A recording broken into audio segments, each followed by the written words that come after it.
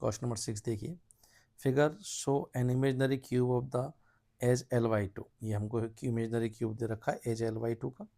A uniform charge rod of the length L moves towards left at a small but constant speed, है ना। at t equal to 0 the left hand just touches the center of the face, just ये touch कर रहा है इस time पे। और आपसे बोला है which of the following graph represent the flux of the electric field through the cube as the rod goes through it। इसके थ्रू अगर आर पार निकल जाती तो क्या फ्लक्स है, तो इसमें क्या सिनेरियो बनेंगे। जैसे ये रॉड इसमें एंटर करने लगेगी तो एक तो एंट्री वाला सीन बनेगा, क्लियर, जब ये एंटर कर रही है। दूसरा सीन क्या बनेगा कि एंटर कर चुकी है और अब ये आगे बढ़ रही है। तीसरा सिनेरियो क्या बनेगा कि जब ये एग्जिट कर रही है, क्लियर। तो जो कॉन्स्टेंट वेलोसिटी से एंटर करने लगे तो किसी भी टाइम में इसके अंदर लेंथ जो हो जाएगी that is velocity into time. तो ऐसे में क्यू इन की वैल्यू हो जाएगी linear charge density into inside length.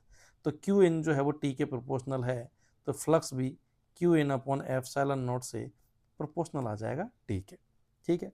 और जब इसके बाद ये अंतर चल रही है तो ऐसे में किसी भी मोमेंट पे Ly2 इसके लिए अंदर इनक्लोज कांस्टेंट हो गया, तो क्यू इनक्लोज भी कांस्टेंट हो जाएगा इस टाइम पे, तो फ्लक्स भी क्या हो जाएगा कांस्टेंट।